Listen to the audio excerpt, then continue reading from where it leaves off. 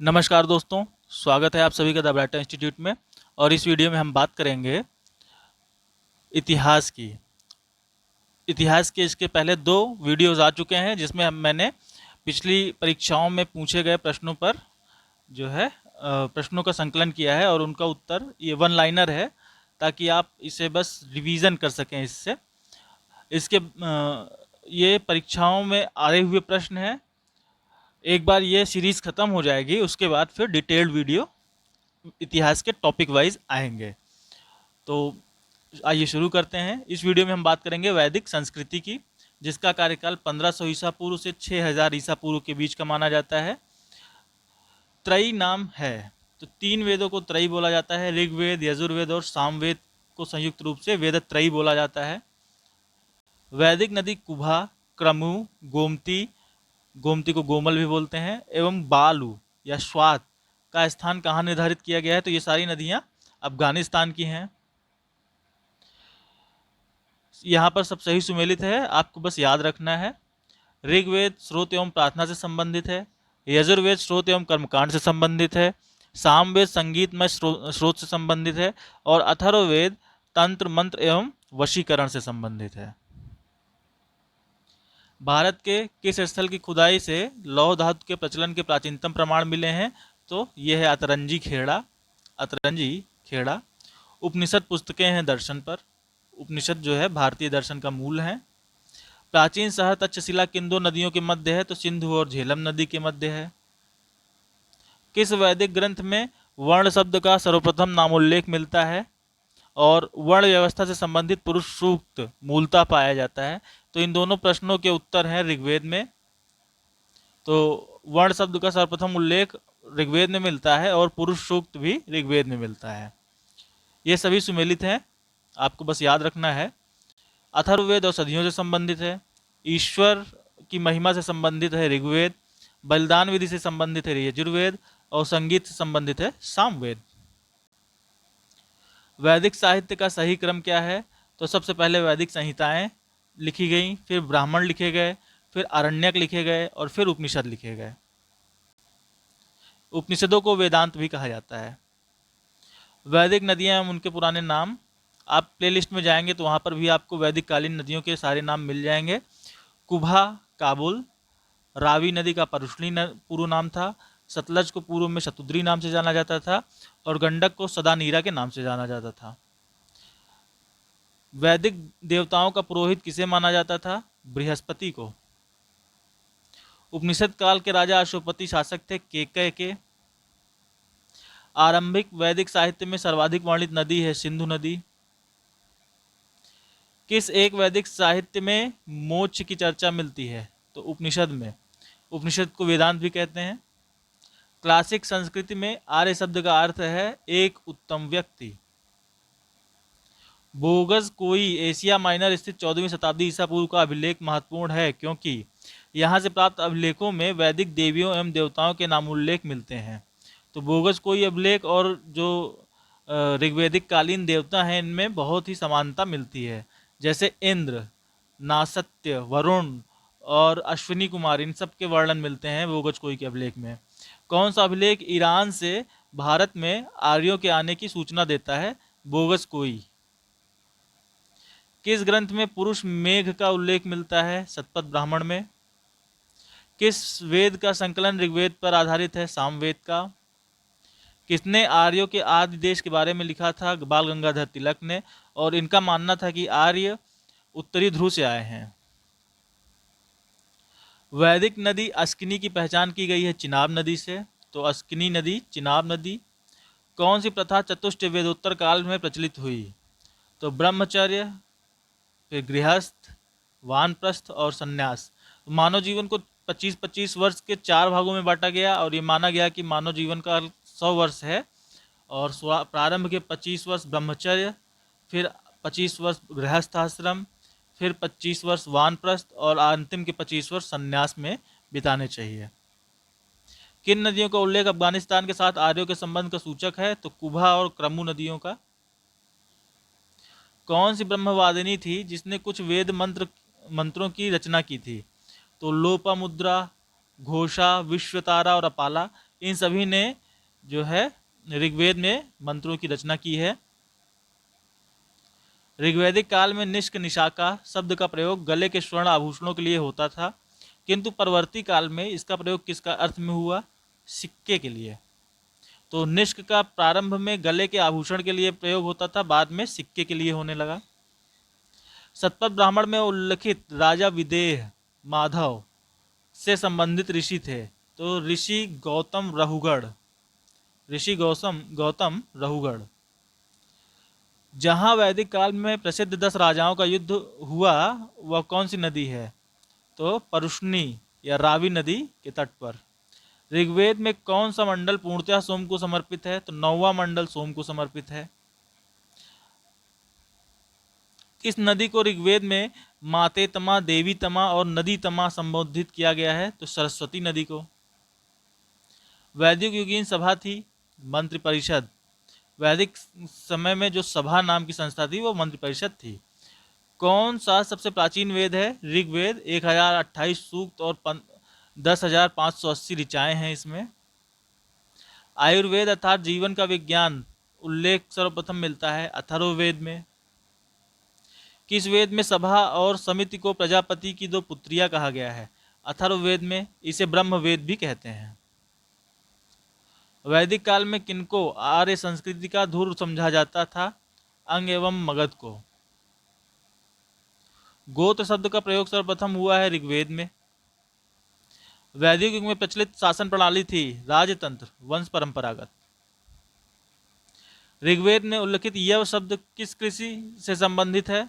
तो जौ को ऋग्वेद में यव कहा जाता है। पूर्व वैदिक आर्यों का सर्वाधिक लोकप्रिय देवता कौन था? इंद्र को पुरंदर भी कहते हैं। प्राचीन काल में आर्यों के जीविकोपार्जन का मुख्य साधन था आखेट एवं पशुपालन। वैदिक काल में किस जानवर को अघन्य माना जाता था? गाय को। अवेस्ता और ऋग्वेद में समानता है। अवेस्ता किस क्षेत्र से संबंधित है? ईरान से। ऋग्वेद की मूल लिपि थी ब्राह्मी। पुराणों की संख्या है 18। ऋग्वेद में जनता मुख्यतः किसमें विश्वास करती थी? बलि एवं कर्मकांड में। सत्यमेव जयते किस उपनिषद से लिया गया है? मुंडकोपनिषद से। श्रीमद् भागवत गीता मौलिक रूप से किस भाषा में लिखी गई थी? संस्कृत। हिंदू पौराणिक कथा के अनुसार समुद्र मंथन हेतु किस सर्प ने रस्सी के रूप में स्वयं को प्रस्तुत किया? वासुकी ने। किस काल में अछूत की अवधारणा स्पष्ट रूप से उद्धृत हुई थी? धर्मशास्त्र के समय। सर्वाधिक ऋग्वैदिक सूक्त समर्पित हैं इंद्र को। गायत्री मंत्र किस पुस्तक में मिलता है? ऋग्वेद में। 800 से 600 ईसा पूर्व का काल किस युग में से जुड़ा है? ब्राह्मण युग से। महाभारत के अनुसार उत्तरी पांचाल की राजधानी स्थित थी अहिक्षत्र में। जीविकोपार्जन हेतु वेद वेदांग पढ़ाने वाला अध्यापक कहलाता था उपाध्याय। चारों वेदों में किस एक में जादुई माया और वशीकरण का वर्णन है? अथर्ववेद में। किस देवता के लिए ऋग्वेद में पुरंदर शब्द का प्रयोग हुआ है? जैसा कि मैंने पहले बताया, इंद्र। शूल्व सूत्र संबंधित है ज्यामिति से। अस्तोमा सदगमय कहां से लिया गया है? ऋग्वेद से। कर्म का सिद्धांत संबंधित है मीमांसा से। कर्म का सिद्धांत क्या है? कर्म का सिद्धांत यही है कि आपको मोक्ष प्राप्ति करने के लिए अपने कर्म को शून्य करना होगा। चरक संहिता नामक पुस्तक किस विषय से संबंधित है? चिकित्सा से।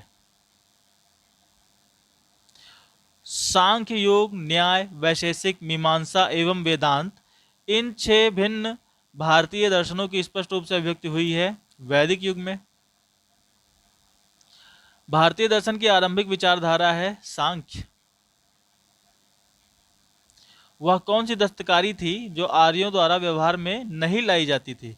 तो आर्यों को जब लोहे का पता ही नहीं था तो वो लोहारी कैसे करते? तो लुहारगिरी। ये सभी सुमेलित हैं, आप बस याद रखिए। सांख्य दर्शन कपिल से संबंधित है, ऋषि कपिल से संबंधित है और ये प्राचीनतम दर्शन है। योग दर्शन पतंजलि से संबंधित है, इसे तो आप लोग भूल ही नहीं सकते। न्याय दर्शन गौतम न्याय सूत्र उनकी रचना है। वैशेषिक दर्शन से कड़ाद व उलूक संबंधित हैं।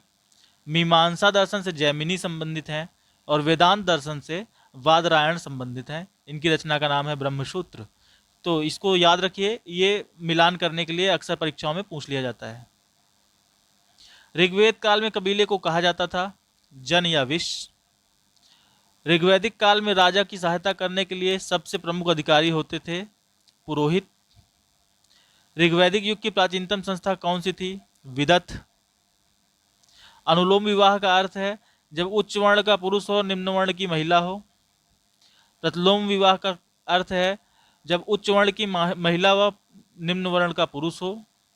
व्रीहि शब्द के लिए किसके लिए प्रयुक्त हुआ है? तो चावल को व्रीहि कहा गया है ऋग्वैदिक समय में। आदि काव्य की रचना या आदि काव्य की संज्ञा रामायण को कहते हैं। ये वाल्मीकि रामायण की बात हो रही है। देखिए, तुलसीदास कृत रामचरित मानस है, न कि रामायण। यहाँ पर सुमेलित है, आप बस याद रखिए। ब्रह्म विवाह समान वर्ण या जाति का विवाह को ब्रह्म विवाह कहा जाता था। आर्य विवाह जब कन्या के मूल्य के रूप में एक जोड़ी गाय व बैल चुकाकर विवाह किया जाता था। मुजाशय विवाह तो बिना दहेज का विवाह होता था और गंधर्व विवाह प्रेम विवाह होता था। प्राचीन विवाह संस्कार का वर्णन करने वाला विवाह सूक्त किसमें पाया जाता है? ऋग्वेद में। मनुस्मृति मुख्यतः संबंधित है समाज व्यवस्था से। गायत्री मंत्र की रचना किसने की थी? विश्वामित्र ने। आर्यों के आर्कटिक होम सिद्धांत का पक्ष किसने दिया? बाल गंगाधर तिलक ने। उत्तर वैदिक काल की प्रमुख विशेषता थी, तो ये सारी विशेषताएं हैं, आप बस याद रखिए। बड़े पैमाने पर स्त्रियां बुनाई करती थीं। चित्रित दूषण मृद भांड इस काल की विशेषता थी। लोगों का मुख्य व्यवसाय कृषि हो गया था और यज्ञों में पशुबल की अधिकता थी। यम और नचिकेता संवाद मिलता है काठोपनिषद से। याज्ञवल्क्य गार्गी संवाद का उल्लेख मिलता है बृहदारण्यक उपनिषद से। पुनर्जन्म सिद्धांत का पहला उल्लेख मिलता है बृहदारण्यक उपनिषद से। उपवेदों के बारे में अधोलिखित कथन सत्य हैं। ये वेदों के सहायक हैं जिनका संबंध लौकिक विषयों से है। इनकी संख्या 4 है, आयुर्वेद, धनुर्वेद, गंधर्ववेद और शिल्पवेद। किस वेद को अनार्यों की कृति माना जाता है? अथर्ववेद को। ऐतरेय तथा कौशिक की ब्राह्मण का संबंध है ऋग्वेद से। तैत्तिरीय तथा शतपथ ब्राह्मण का संबंध है यजुर्वेद से।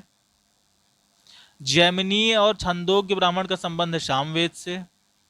गोपद ब्राह्मण का संबंध है अथर्ववेद से। ऋग्वैदिक काल में प्रचलित नियोग प्रथा का तात्पर्य था यदि कोई स्त्री का पति न हो तो वह पुत्र प्राप्ति के लिए अपने देवर से संसर्ग कर सकती है। पूर्व वैदिक आर्यों का धर्म प्रमुखता था प्रकृति पूजा और यज्ञ।